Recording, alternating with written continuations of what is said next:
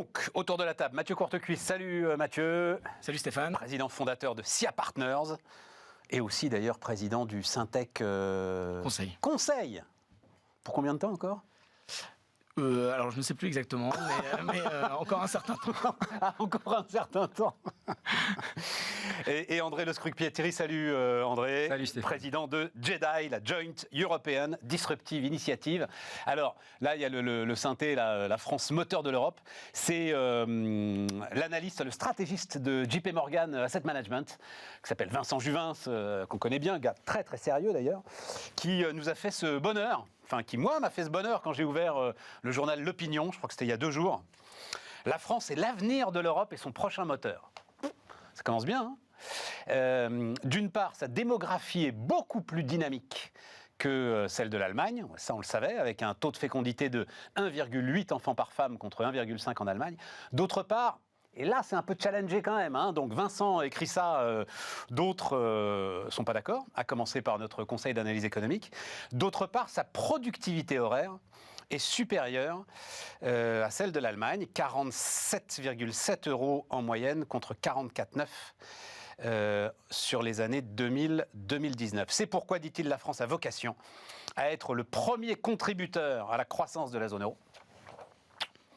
Au cours des 10-15 prochaines années, nous anticipons, c'est là que ça se dégrade un peu quand même, une hausse de 1,5% de son PIB annuel en moyenne.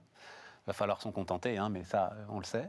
C'est beaucoup mieux que l'Allemagne, cela surperforme la zone euro, mais les États-Unis continueront à avancer plus vite que l'Europe.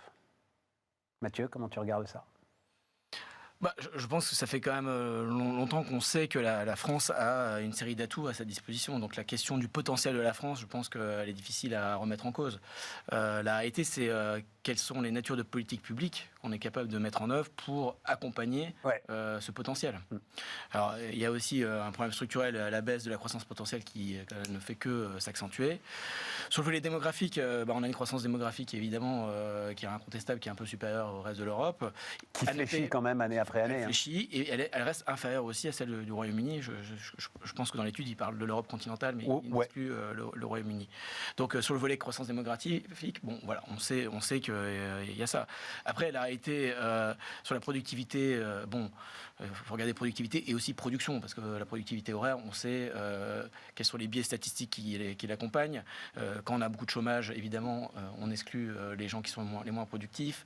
Quand on regarde la productivité horaire, on ne regarde pas la quantité de travail produite. C'est tout le problème de cette stat. Donc ça, c'est quelque chose qu'il faut regarder et qu'il faut quand même mesurer. Mais je suis sûr que tu as plein d'invités macroéconomistes qui pourront... Non, mais il faut les... Enfin, je crois que nos auditeurs téléspectateurs le savent. Hein, le problème de l'excellente productivité française, c'est que on démarre plus tard. Donc effectivement, on laisse de côté tous les apprentis qui ont par définition, une moins forte productivité que les salariés confirmés. Et puis surtout, on s'arrête beaucoup plus tôt. Et donc là aussi, c'est une sorte de fausse productivité. Comme tu le dis, ça ne prend pas en compte la quantité de travail totale de la nation. En tout cas, moi, ce qui m'interpelle davantage par rapport à ça, au-delà de ce qu'on connaît, nous, dans le quotidien des entreprises, c'est quand même que, typiquement, en termes de migration intra-européenne, on ne peut pas considérer que la France attire énormément d'autres Européens sur son sol pour venir travailler, en tout cas dans les métiers qui sont les tiens, fortement qualifiés. Voilà, je n'ai pas constaté de mouvement massif d'autres pays vers chez nous. Et c'est même une difficulté que tu as ? Par exemple, toi, SIA Partners, si tu veux attirer... Oui, c'est-à-dire que moi, j'ai constaté, parce que maintenant, je commence à avoir un petit peu d'ancienneté, même, par exemple, si je prends les Belges, ils sont beaucoup moins attirés qu'il y a 10 ou 15 ans pour venir faire des expériences en France que ça a été avant. Hors Europe, je pourrais prendre les Québécois, par exemple, ils ne viennent plus en France pour... ni étudier, ni travailler. C'est nous qui allons au Québec. Donc c'est le mouvement inverse qui s'opère. Donc voilà, donc je pense que, évidemment, je ne veux pas être pessimiste, mais je trouve qu'il y a quand même un petit peu de décalage, surtout en ce moment. Bon, moi, je vis dans le moment où on est en train de travailler que sur des cas de délocalisation énergétique. Donc c'est vrai que ça me paraît un peu décalé par rapport à ce qu'on vit dans notre quotidien aujourd'hui. Voilà. Après, oui, mais délocalisation, il finit bien en disant les États-Unis continueront à avancer plus vite que l'Europe. Délocalisation énergétique, les Allemands ne sont pas mieux lotis que nous. Non, c'est bien au contraire. Effectivement, c'est au-delà du contexte européen.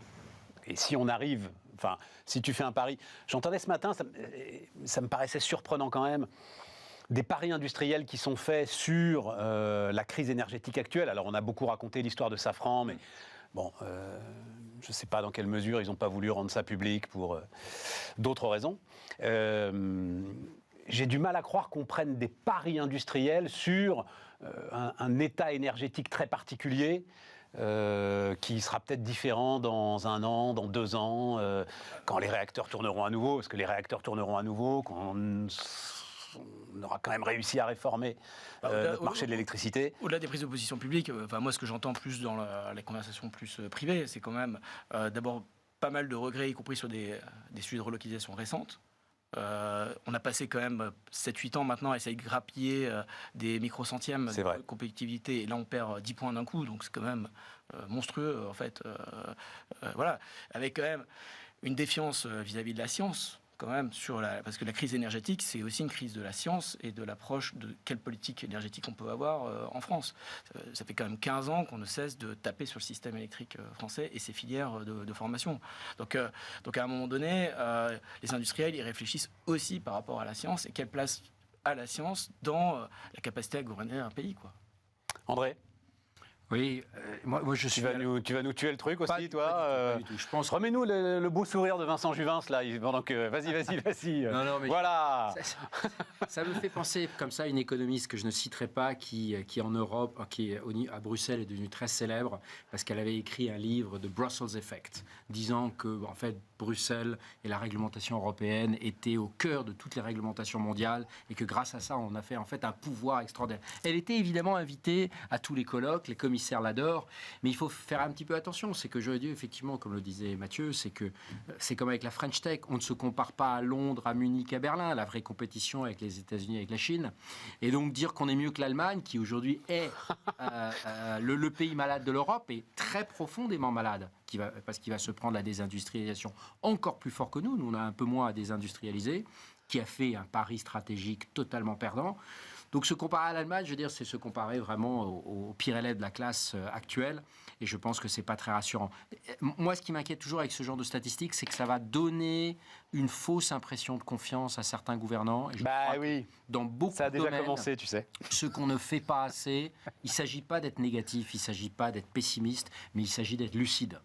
Que ce soit sur l'espace, où j'entends encore qu'on a une puissance spatiale. Je rappelle que Elon Musk va lancer 60 fusées cette année. Nous en allons lancer 2. Donc, est-ce qu'on imagine ce qu'on est ? Donc, quand on dit qu'on a une puissance de tel ou tel domaine, soyons déjà réalistes. Et c'est ça qui, normalement, devrait créer le boost et les politiques publiques qui ne sont pas des politiques d'annonce. Deuxième chose, quand même, le sujet de la migration. Qu'est-ce que ça serait si l'Allemagne n'avait pas accueilli 1 million de migrants en 2015 ? Ça serait bien pire encore. Donc ça aussi, ça ouvre le sujet de cette fameuse immigration sélective, que d'ailleurs... Là, pour le coup, elle n'était pas du tout sélective. Enfin, le Wirtschaftendas, là... elle était quelque part sélective, puisqu'en fait, les premiers qui sont partis de Syrie, c'est plutôt les partis les plus... donc ils ont quand même récupéré énormément d'ingénieurs, de médecins, de profs. Certes, c'est des gens qui arrivaient sans aucun bagage culturel, linguistique, etc. Mais là, pour le coup, l'Allemagne a mis les moyens, et aujourd'hui, la plupart de ces gens-là, ils parlent un allemand bien meilleur que la plupart des Français le parlent au bout de leur éducation secondaire. Donc, non mais c'est comme ça qu'on réussit aussi l'intégration, c'est comme ça que ça devient des éléments productifs de la société. Et je pense que ça doit nous faire ouvrir ce débat sur la... Enfin, je fais ce petit coup de gueule parce que moi, je viens de subir actuellement dans ma propre organisation le fait qu'on fait des coups de rabot sur certains pays, notamment d'Afrique du Nord, des gens extrêmement qualifiés, tout simplement parce qu'on a décidé de fermer les vannes à tout le monde. Aujourd'hui, les ingénieurs, c'est un data scientist que j'arrive pas à faire venir de Tunis. C'est incroyable. Et ça va me faire perdre. Mais comment ça, tu n'arrives pas à le faire venir de Tunis ? Parce qu'aujourd'hui, la réglementation... Mais tu lui donnes un boulot Je lui donne un boulot, je lui donne un CDI, je lui donne une garantie, je donne une garantie d'hébergement. Aujourd'hui, la préfecture d'Ignette. Aujourd'hui, le ministère de l'Intérieur considère que c'est un vaste sujet politique. C'est comme certains de ces pays récupèrent pas les gens qui sont expulsés de chez nous, on a décidé d'appliquer la loi du talion et le président de la République en parlait hier en disant que finalement on avait le droit aussi d'être susceptible. Je pense qu'on a surtout le droit en France d'être pragmatique et de voir qu'on a besoin des talents du monde entier pour augmenter ces éléments de productivité chez nous, quoi.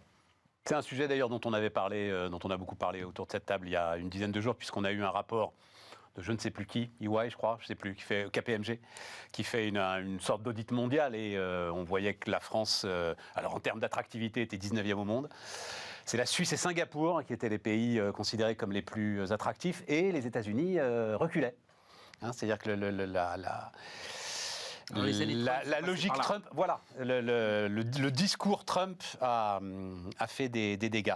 Et donc, dans le même ordre d'idée, ah oui, le chiffre que j'avais en tête, en fait, pendant que tu parlais, c'est Éric Trappier, le patron de Dassault, mais qui, en l'occurrence, s'exprimait comme patron de l'Union des industries et métiers de la métallurgie, l'UIMM, qui disait que la facture d'électricité de l'industrie française était passée donc sur 2 ans, il prend comme référence 2020, de 15 à 60 milliards d'euros.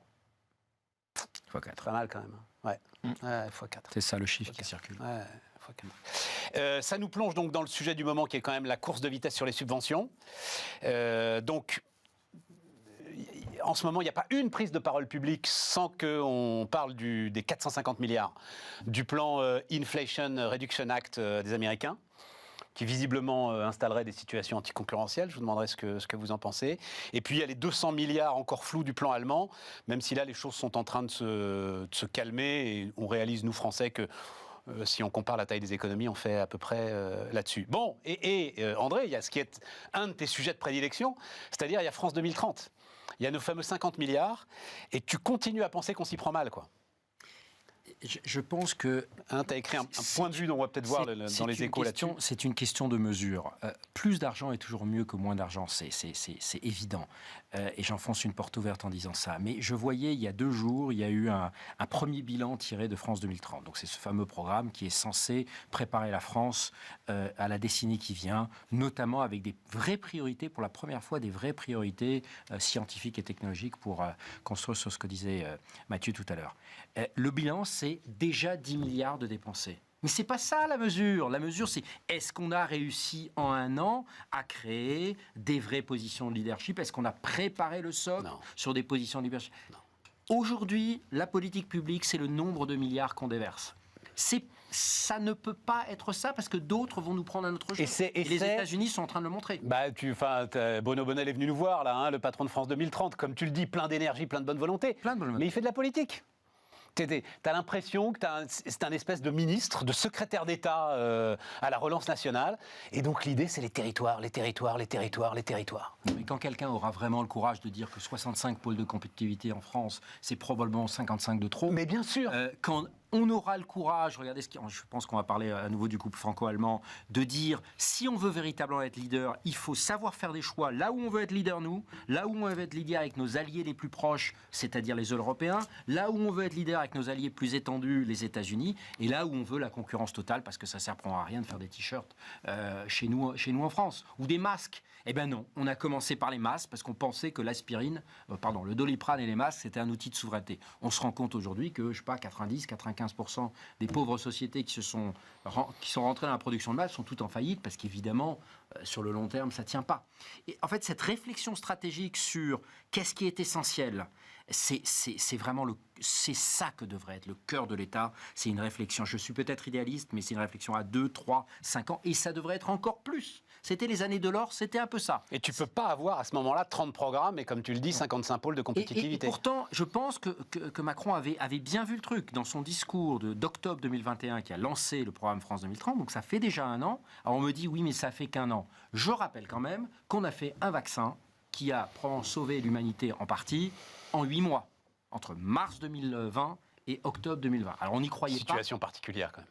Peut-être. Mais la situation dans laquelle on est, avec des prix de l'énergie, avec une désindustrialisation... Moi, j'ai grandi, une partie de mon enfance, c'était Forbach, donc les bassins qui ont été très sévèrement touchés dans les années 70 et 80. Je pense qu'on est en train de vivre au moins la même vague de désindustrialisation. Et c'est pas juste BASF qui est en train de partir sur la chimie de base. Quand on voit que Northvolt, qui était un peu l'enfant chéri, qui est la grande méga-factory suédoise, qui est aujourd'hui leader largement incontesté en Europe sur les batteries électriques, pense à un sujet plus prospectif que ça, c'est difficile, qui vient d'annoncer que malgré toutes les subventions qu'il a reçues, il ne fera pas son usine en Allemagne, mais il la fera aux États-Unis. Je pense que là, le symbole, il est il est immense. Ils ont annoncé ou ils se posent la question. Ils ont annoncé. Ah, ils ont annoncé, t'as vu le truc? Bon, oui, enfin bon, bref. les décisions peuvent toujours être remises en cause. Mais ça montre bien qu'aujourd'hui, la désindustrialisation, comme le disait Mathieu, on a fait un petit peu... Oui, il y a eu quelques mesures structurelles, mais il y a eu beaucoup de claquettes, il y a eu beaucoup de discours. Le discours du président a changé, il a eu un vrai impact sur les dirigeants des grandes sociétés du monde. Il y avait le fameux sommet tous les ans organisé à Versailles. Choose France. Choose France, qui était de manière assez très, très, très maligne, fait juste avant Davos. Donc, tous les grands dirigeants de cette planète, avant d'aller à Davos, faisaient une étape à Versailly, ce qui est quand même toujours sympa de dîner à la Galerie des Glaces. Et ça a eu un vrai impact. Ça a changé l'état d'esprit. France is open for business. Oui, enfin là, la réalité des chiffres fait que... Moi, je suis extrêmement inquiet.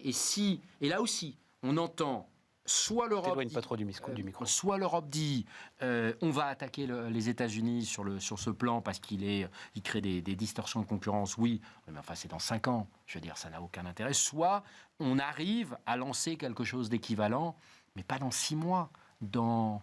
2 semaines, 4 semaines. Oui, en fait, c'est exactement ça. C'est-à-dire que, comme vient de le décrire André, il y a cette notion d'urgence en fait, dans l'action. Les Américains ont décidé de réindustrialiser, tout simplement. Donc, ils ont considéré que maintenant, pour asseoir leur domination technologique, il fallait qu'ils réindustrialisent de façon massive. Alors, ils ont la chance, alors c'est peut-être inopiné parce que Biden n'était pas forcément parti dans ce sens-là, mais ils disposent d'un potentiel énergétique majeur, en fait, qui est un outil de compétitivité, mais enfin, qui se fait au détriment du paysage, d'un certain nombre de concessions aussi que les populations font dans leur capacité à développer cette énergie. Parce que, on l'évoquait tout à l'heure, la France aussi, un de ses avantages, c'est son espace. Parce qu'on a de l'espace par rapport à l'Allemagne, par rapport aux Pays-Bas, etc. Mais qu'est-ce qu'on en fait ? Est-ce qu'on est prêt à faire des sacrifices sur ce que ça veut dire réellement de réindustrialiser avec quelques éléments dont on a absolument besoin pour le faire? Les Américains le font. Donc là, évidemment qu'ils ne vont pas négocier avec les Européens. Là, ils sont dans ce combat ou cette course avec la Chine où ils disent maintenant on réindustrialise, bon, ils mettent le paquet, et avec cette notion d'urgence, parce qu'eux aussi ils ont des dispositifs de financement de l'innovation et de l'accélération qui sont ultra efficaces, qui sont à l'échelle, et que nous on est en train encore de réfléchir à comment on met en place des gouvernances avec des indicateurs qui ne sont pas adéquats. Donc eux ils ont des outils prêts à l'emploi, donc ils sont capables de faire des U-turns assez rapides par rapport à ce qu'ils pouvaient même imaginer. Sur l'énergie, c'est vertigineux. Le virage est vertigineux. Ils sont capables de passer des alliances avec des pays clés, on en parlait juste avant, avec l'Australie, etc. Ils ne se posent aucune question. Et nous, les atermoiements qu'on va avoir ne les intéressent absolument pas. Donc là, il y a urgence en réalité. La difficulté, c'est qu'on est quand même, on n'est pas comme les États-Unis, on n'a pas l'arme magique du dollar. Donc on est en plus dans des stratégies non coopératives au sein de l'Union européenne, parce qu'il faut quand même le dire, en matière énergétique, on est aujourd'hui dans la nasse, parce que quand on regarde le blocage qui reste réel de la part des Allemands sur le nucléaire, je veux dire, rien n'a changé en réalité. On est quand même au bord du gouffre énergétique, et ils tiennent toujours sur le volet nucléaire, dans une opposition qui est quand même assez hallucinante. Donc, ils tiennent sur un double volet, sur le volet nucléaire et sur ce fameux système espagnol, c'est-à-dire sur le plafonnement, non pas à l'achat, mais pour les centrales, le plafonnement des prix du gaz. Ce qui nous met totalement en étau. Ce qui nous met dans le mur. Voilà, donc, et donc on en est là à discuter entre nous, avec évidemment une capacité d'exécution américaine qui est sans commune mesure. Et en plus, objectivement, les élections en mi-terme, même si on peut discuter de ce que ça veut dire, etc., redonnent quand même une capacité d'action au gouvernement américain pour continuer à avancer. Tout à fait. En tout cas, empêche le blocage. Voilà. Le fait qu'ils aient gardé la majorité au Sénat empêche le blocage. Ce qui est une bonne nouvelle en soi, mais qui pose quand même des questions extrêmement importantes pour nous. L'image de la France, elle s'est quand même améliorée ces dernières années. Donc, Jamie Dimon vient encore, même au-delà du sommet de Choose France, il sera là la semaine prochaine à Paris. Et on voit d'ailleurs même dans le Brexit, on l'a vu, si on reprend le premier sujet, la place de la bourse française qui prend un petit peu d'élan. Donc le Brexit, finalement, on commence à sentir dans l'industrie financière ce qui est en train de se passer en France. C'est des choses intéressantes, mais ça ne va pas assez vite. Et par rapport aux défis qui sont posés d'une hyper-transformation, en réalité, eh bien, les moyens ne sont pas forcément mis en œuvre. Et ce n'est pas, comme l'a dit André, forcément un sujet que financier. c'est un sujet évidemment de capacité d'exécution. C'est clair. C'est pas un sujet financier. Et il y a quand même un tout petit problème quand même, c'est la formation, parce que on peut dire voilà, on veut relancer centrales nucléaires, mais il faut quand même former les soudeurs. Donc ça mais moi, le truc le plus sidérant dans cette histoire de France 2030, le plus sidérant en fait, c'est que c'est 54 milliards. Mais pourquoi 54 milliards? Il avait dit 30 Macron. 54. Il en reste 20 de Sarkozy. Ouais. Mais parce que quand tu discutes, mais c'est ahurissant. Qui est là pour aussi exécuter. C'est ahurissant. Aujourd'hui, il en reste 20 de Sarkozy. On n'a pas des moyens d'évaluation. Et donc c'est pour ça qu'on... Mais on ne dépense même pas le pognon. Enfin, au moins le dépenser, j'en sais rien, moi. Il servira toujours à quelque chose. Enfin, bon, après, c'est le jeu de l'État de... Tu dis les appels d'offres, c'est une catastrophe, les appels d'offres. C'est une catastrophe. Mais ça garantit pas une saine concurrence, les appels d'offres, quand même, André? Je rappelle quand même que la notion de concurrence, s'il y a vraiment un truc à changer en Europe, mais de manière radicale, c'est cette vision, qu'on a aujourd'hui, que l'Européen est un consommateur. Résultat, 4 licences télécom en Belgique. C'est un peu comme si nous, en Corse, on allait en créer 2. Enfin, donc, résultat, les opérateurs n'investissent pas. Je rappelle qu'il y en a 2 mobiles en Chine et il y en a 3 aux États-Unis. Et il y a ça sur tous les niveaux. Enfin, la fragmentation, elle est totale. C'est pas vrai sur les télécoms, André. Moi, j'aime bien... C'est pas vrai. C'est pas vrai. C'est pas vrai. Ils ont jamais autant investi. Alors, pour le coup, oui, ils ont jamais les autant télécoms, investi. Ils ont jamais autant investi. Et les Américains, au chaud avec leurs 3 opérateurs, sont sur ce sujet-là, dans un système qui est bien moins bon que le nôtre et avec une qualité de service qui est bien moins bonne que la nôtre. Je connais pas les. Tiens, attends, juste un mot parce qu'après regarde, parce que c'est une petite histoire. Je rappelle quand même qu'en Chine, il y a déjà pratiquement 200 millions d'utilisateurs 5G, donc j'en suis pas sûr. Peut-être avec les États-Unis. Et on ne peut pas tout avoir. Ah, on peut pas tout. Non, mais juste une petite histoire, et puis on reviendra sur... Mais c'est autour d'un... C'est le Figaro qui racontait ça, autour de la dernière tournée de Taylor Swift, qui est alors star de la pop musique aujourd'hui. Et alors, des millions de fans n'ont pas pu acheter leur place pour la prochaine tournée donc, de Taylor Swift, parce que le système géré par l'entreprise Ticketmaster est tombé en panne. Or, Ticketmaster écrase le marché américain sur ce segment, comme sa maison mère Live Nation, géant mondial des tournées. Et là, donc, vous vous souvenez d'Amy Klobuchar, elle était... sénatrice, je crois, du Minnesota, donc candidate républicaine face à Donald Trump, avec un pouvoir de marché qui l'isole des pressions concurrentielles, ce qui peut entraîner ce type de défaillance dont les consommateurs sont victimes. Il y a plusieurs élus qui demandent, notamment autour de cette histoire, des enquêtes sur ce qui se passe en termes de concurrence aujourd'hui aux États-Unis. Et on sait notamment qu'il y a un trio administratif qui peut faire évoluer la régulation. Donc Lina Khan, présidente de la Federal Trade Commission, Jessica Rosenworcel, Federal Communication Commission, et Jonathan Kanter à la division anti-monopole du département de la justice. Mais ce qui me fait marrer, c'est que ce que les GAFA, en gros, arrivent à protéger, c'est peut-être Taylor Swift qui va être le déclencheur, tu vois, le déclencheur d'un réveil concurrentiel des États-Unis. On avait beaucoup promis que Lina Khan, je crois 32 ans, maintenant elle doit en avoir 34, était allée révolutionner. On n'a pas vu grand-chose. Non, pour l'instant, on n'a rien vu. Donc je me demande quand même si finalement, là, pour le coup, Biden et Trump, un peu même combat, c'est Make America Great Again. C'est pour ça que je te dis, c'est Taylor Swift qui va... Non, mais c'est sûr qu'aujourd'hui... mais c'est pour ça que ce sujet de monopole et de concurrence faussée, il est assez connu aux États-Unis depuis quand même depuis bien longtemps. Je rappelle les parts de marché, que ce soit sur l'e-commerce ou la truc. Donc ça, oui. Mais est-ce qu'on n'est pas... voilà, on a à nouveau un balancier qui est excessif dans les deux sens. D'accord, mais quand même. Je suis pas sûr que le rôle de la concurrence soit vraiment de passer des mois et des mois sur créer un chargeur unique, parce que ça fait politiquement bien, mais en plus c'est des chargeurs qui sont créés en Chine, donc je vois... Enfin, j'ai l'impression qu'on pose les mauvaises priorités. Je crains qu'on ait une commission qui est très juridique, et donc je pense que la réponse à l'IRA, donc le Inflation Reduction Act, va être juridique, alors que... Ouais, ça va être devant l'OMC, alors qu'en fait, mais ça n'a aucun intérêt. Je veux dire, dans 5 ans, on y sera encore. Alors que la réponse devrait être stratégique et, comme le disait Mathieu, la capacité d'exécution. C'est pour ça, moi, je ne crois plus trop à ces plans tant que je ne vois pas les faits. Et pardonnez-moi, au bout d'un an, juste dire on a investi 10 milliards, pour moi, c'est un aveu d'échec. Oui, je suis assez d'accord. Mathieu, la concurrence. Tiens, c'est une affiche. Je vous montrerai de quel bouquin, après la pause, je vous montrerai de quel bouquin je sors ça. J'ai reçu un bouquin très chouette sur l'affichage en France depuis le début du XXe siècle. Et il y a cette affiche de 86 que j'avais oublié. Il y a toutes les affiches de la campagne Leclerc. J'adore ce slogan. Tout ce que Leclerc n'a pas le droit de vendre, vous est vendu trop cher. Bienvenue dans la France des supermarchés. Mais attends, il a fait péter tous les monopoles. Son premier combat, c'était sur l'essence. Et après, il y a eu, face à Bruxelles d'ailleurs, c'était Bruxelles qui ne voulait pas que les supermarchés vendent de l'essence. Enfin, il n'avait pas le droit de le vendre moins cher que les stations-service. C'était ça le sujet. Mais à nouveau, mais au même prix que les stations-service. Il ne faut pas accuser Bruxelles de tous les maux. Il s'est arrêté, c'est la pharmacie qui a été le truc. Tiens, ça nous amènera à ton sujet de développement d'ailleurs, la pharmacie, et on fera ça. Là, c'est le monopole que Leclerc n'a pas réussi à enfoncer, ça, malgré 10 ans de combat. On marque une pause et on continue à débattre.